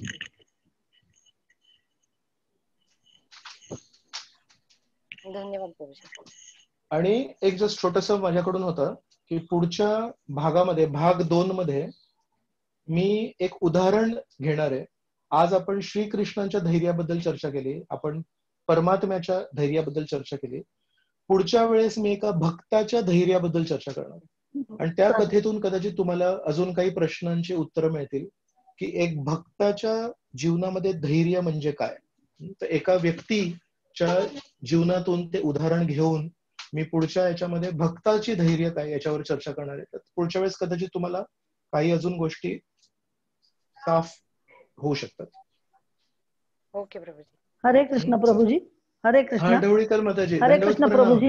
हा हो दंडवत प्रणाम. ज्ञानेश्वरीत असं म्हटलंय ना, वक्ता तो वक्ताची नोहे श्रोते विण, असं म्हणून माझा आवाजच बंद केलात. पण मला हे उदाहरण खूप आवडलं. सशक्त. हो मी नाही केला. रेंज नाहीये माताजी. नाही फोनवरच नाही म्हणत, माझ्या मानसिकतेचा असं म्हणते मी. तेव्हा बांबूच्या वाडीवरून हे चांगलं उदाहरण वाटलं की सशक्त होण्यासाठी बराच अवधी लागतो. तर हे मला अगदी परफेक्ट उदाहरण वाटलं आणि अतिशय आवडलं की ही उंची गाठण्यासाठी आपल्याजवळ तेवढा संयम, दृढ निश्चयता, उत्साह सगळे आतापर्यंतचे गुण असले पाहिजेत. आणि ते येण्यासाठी म्हणजे काय केलं पाहिजे. उत्साह असतो आपला, दृढ निश्चय थोडासा कमी पडतो. तर त्यासाठी म्हणून मी म्हटलं विचारावं. धैर्य दाखवतो आपण, पण अडथळ्यांमुळे खच्ची होतो आपण. नक्की. हा, तर हे मला अगदी चपकल उदाहरण वाटलं, म्हणून मला तुम्हाला सांगायचं होतं. आणि धन्यवाद. मला यश मिळालं. आजचं लेक्चरचं एक उदाहरण तुम्हाला आवडलं म्हणजे माझं यश झालं. नाही हो प्रभूजी, नेहमीच आवडतं, पण खूप लोक विचारतात तुम्हाला उशीर होतो म्हणून आम्ही आवर्त घेत असतो. आणि एक दुसरी गोष्ट बोलू का? दुसरी गोष्ट बोलू का? दुसरी गोष्ट बोलू का? उकडलेले शेंगा वाट पाहतायत, पण वाट पाहताय, पण काय या परिस्थितीमुळे आपली गाठ भेटच होत नाही आणि हे काही प्रसाद तुम्हाला देता येत नाही. तेव्हा ते खाताना तुम्ही आठवता, हे मला सांगायचं आवडतं. मला दुपारी उचके लागल्या होत्या, तरी मी विचार करतोय की आज दुपारी उचक्या कशा लागल्या. धन्यवाद. धन्यवाद. चांगली गोष्ट आहे. धन्यवाद. अच्छा. हो, हरे कृष्ण. हा प्रभू. हरी बोल. दंडवत प्रणाम. हा, दंडवत प्रणाम. आमच्याकडे एक आंबा थोडासा आला होता, 100-150 कैऱ्या. आंबे खाताना प्रत्येक वेळेस तुमची आठवण येते. अच्छा. माझा जिभेचा रंग केशरी नाही झालाय आंबे खाऊन, पण माझ्या कपड्यांचा रंग केशरी आहे. माझ्या केशरी कपड्यांकडे बघून मी स्वतःची सांत्वना करतोय की आंबे याच रंगाचे असतात.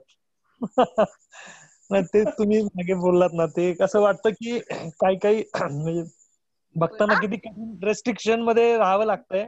आम्ही आम्हाला थोडस फ्रीडम आहे, आम्ही शेतात जाऊ शकतोय, येऊ शकतोय, सगळं करता येतं. चालेल. धन्यवाद प्रभूजी. माझ्या केशरी कपड्यांना बघून आनंद होतो मला. हा रंग पण गोड. नक्की नक्की नक्की नक्की त्याच्यात बाहेर पडायला पाहिजे, प्रत्येकाला भेटायचं असं वाटतं, कधी भेटू असं झाली सगळ्यांची अवस्था. नक्की नक्की नक्की. तुम्हा सर्वांची सेवा करून गोडवा आहे या केशरी रंगामुळे. बोल हरी बोल प्रभूजी. अखंड तुमचं चालू आहे आमच्यासाठी, सगळ्यांसाठी प्रयत्न चालू आहे. प्रभूजी, मंदिरातले सगळे अगदी व्यवस्थित आहेत ना? आहेत, अगदी व्यवस्थित आहेत. आणि आता बोर वाटत असेल तुम्हाला, सुद्धा कंटाळा आला असेल असं वाटतंय का? आमचे बोर वाटायला वेळच नाहीये. मंगळवारी, शनिवारी, गुरुवारी, रविवारी सगळे एवढे कार्यक्रम आहेत आणि बाकीचे मुंबईचे एवढे सगळे कार्यक्रम आहेत. या सगळ्यामध्ये काही शक्यता नाहीये बोर वाटायला, आनंदी वाटायला वेळ तर पाहिजे विचार करायला. फुल बिझी आहे म्हणजे एवढ्या याच्यामध्ये. खूप चांगली गोष्ट आहे, त्याच्यामुळे आपण व्यस्त आहोत, त्याच्यामुळे बाकीच्या गोष्टींकडे लक्षही जात नाही असं होत. होय होय. वाचन, पठन आणि शिकवण याच्यातच सगळा वेळ चाललाय. वाचन चालू आहे आणि त्याच्यावर मनन चालू आहे आणि त्याच्यावर काही काही आपले विषय, वेगवेगळ्या विषयांवर बोलणं चालू आहे. खूप छान, खूप छान प्रभूजी. Thank you very much. तुम्हा सर्वांमुळे खूप मोठी संधी आहे आपल्याला चर्चा करण्यासाठी. Yes yes. तुम्ही सुरू अजून कोणाला काही प्रश्न चालू आहे? मध्यलीला संपली आज आणि आता आदिलीला सुरू केला पहिला खंड. अरे वा, खूप छान खूप छान. थँक्यू प्रभूजी. थँक्यू. धन्यवाद धन्यवाद. धन्यवाद. अजून कोणाला काही प्रश्न आहे?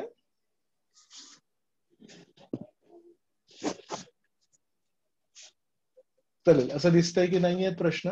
खूप खूप धन्यवाद. आपण येत्या मंगळवारी भाग 2 वर चर्चा करणार आहोत. त्यासाठी आपण सर्वजण उपस्थित राहा. खूप छान एका भक्ताच्या जीवनातून एक प्रसंग आहे ज्याने आपण धैर्य शिकू शकतो. हरे कृष्ण. जय श्रील प्रभुपाद की जय. जय श्री राधा गोपीनाथ भगवान की जय. जय श्री जगन्नाथ बलदेव सुभद्रा मैया की जय.